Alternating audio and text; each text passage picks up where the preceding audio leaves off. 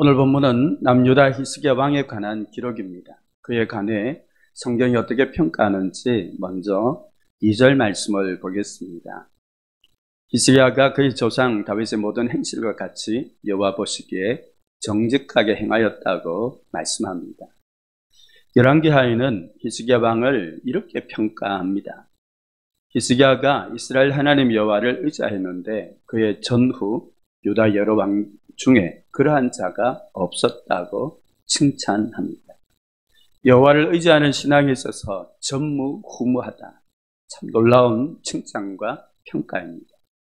하지만 어제 살펴본 것처럼 그의 아버지 아하스 왕은 정반대였습니다.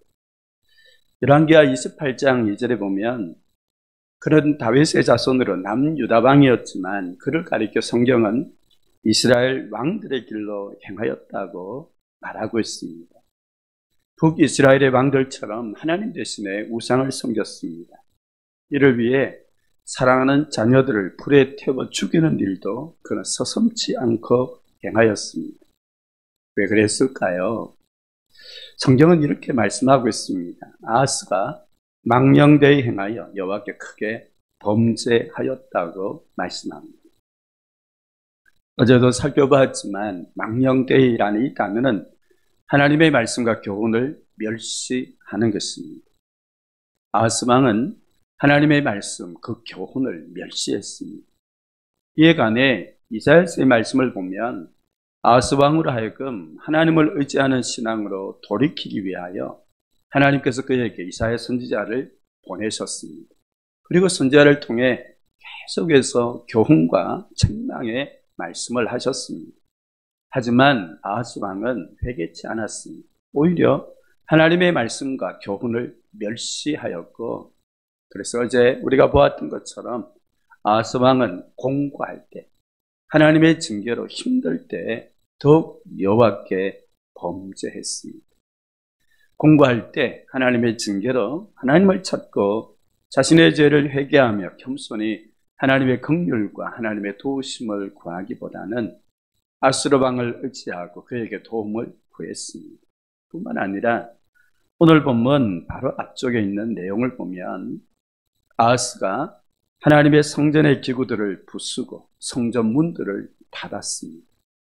그리고 예루살렘 그 성마다 우상을 위하여 제단을 쌓고 유다 각 성읍에 산당을 세워 다른 신에게 분향하며 여호와를 진노케 하였습니다.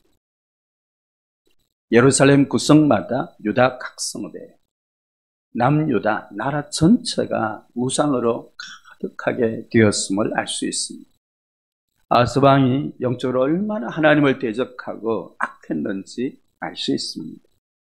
이와 대조적으로 오늘 본문에 그의 아들 히스기야 왕은 여호와 보시기에 정직하게 행하였고 여호와를 의지하는 신앙에 있어서 전무후무하다는 하나님의 칭찬과 평가를 받았습니다. 부전자전이라는 말이 있습니다. 아들이 아버지를 닮고 아버지의 영향을 받는 것이 일반적입니다.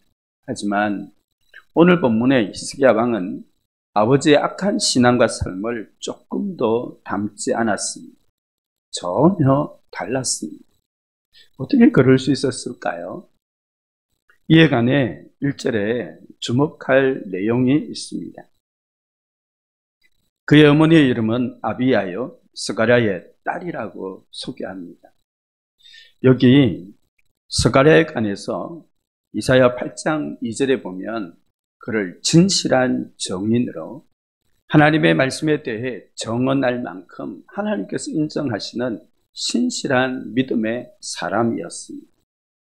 결국 히스기야 왕이 아버지 아하스 왕의 악한 신앙과 삶에도 불구하고 하나님 보시기에 정직하게 행하며 여호와를 의지하는 신앙에 있어서 전무후무하다는 칭찬과 평가를 받을 수 있었던 것은 진실한 정인으로 불려지는 외할아버지 스가랴와 신실한 믿음을 가진 어머니의 영향이었음을 알 수 있습니다.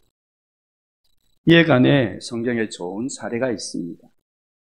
바울 사도는 디모데의 거짓이 없는 믿음에 관해 칭찬하면서 그 믿음이 외할머니 로이스와 어머니 유니게에 선한 영향 때문이라고 말했습니다. 이에 관해 디모데후서 3장 15절에 보면 어려서부터 성경을 알았다고 말하고 있습니다.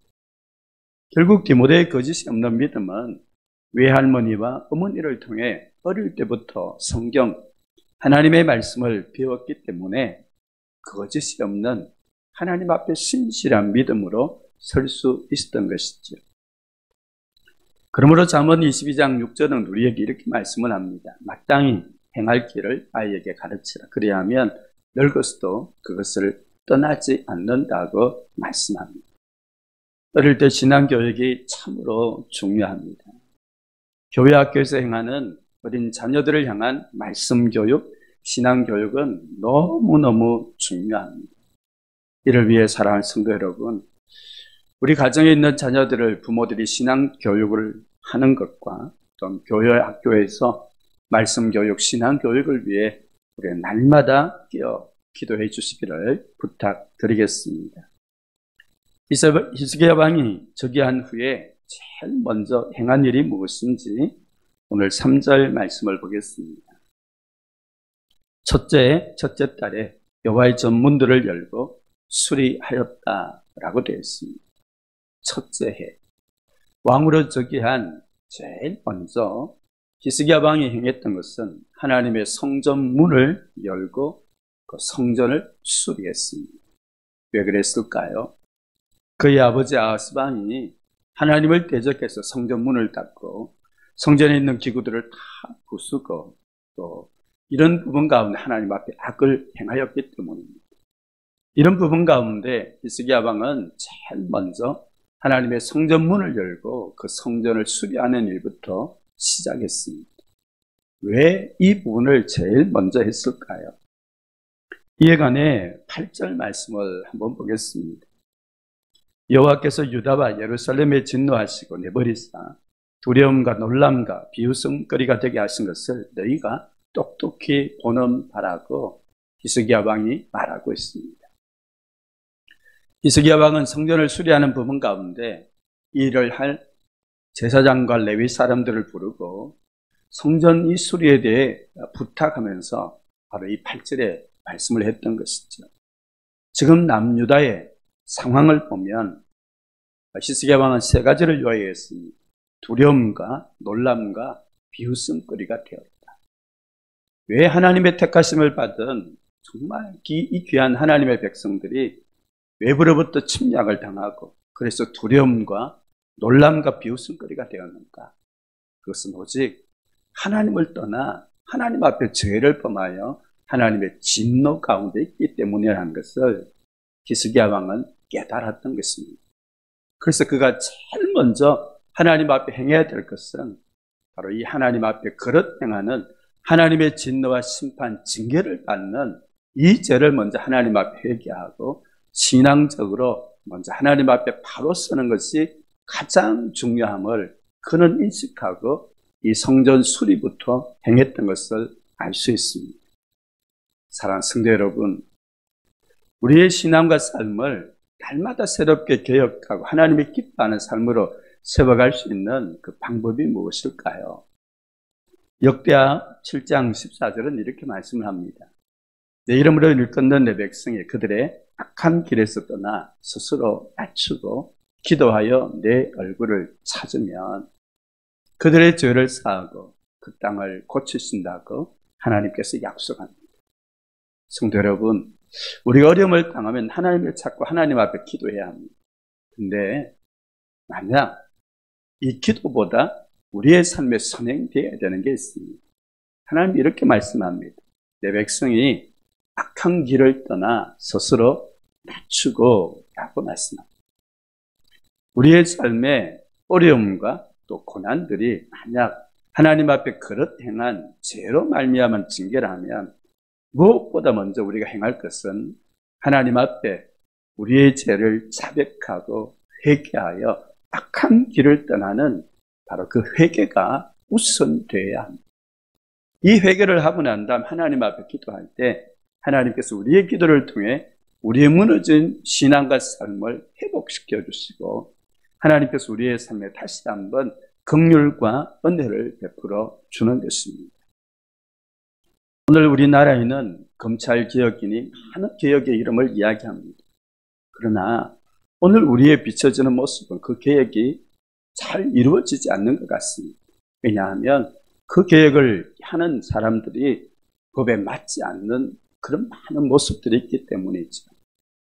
참된 신앙과 삶의 개혁은 먼저 하나님 앞에 나를 돌아보고 나의 잘못을 인정하고 내가 하나님 앞에 그 악한 죄에서 돌이켜 내 삶을 하나님 앞에 바로 세우는 것으로부터 시작되는 것임을 기억합니다.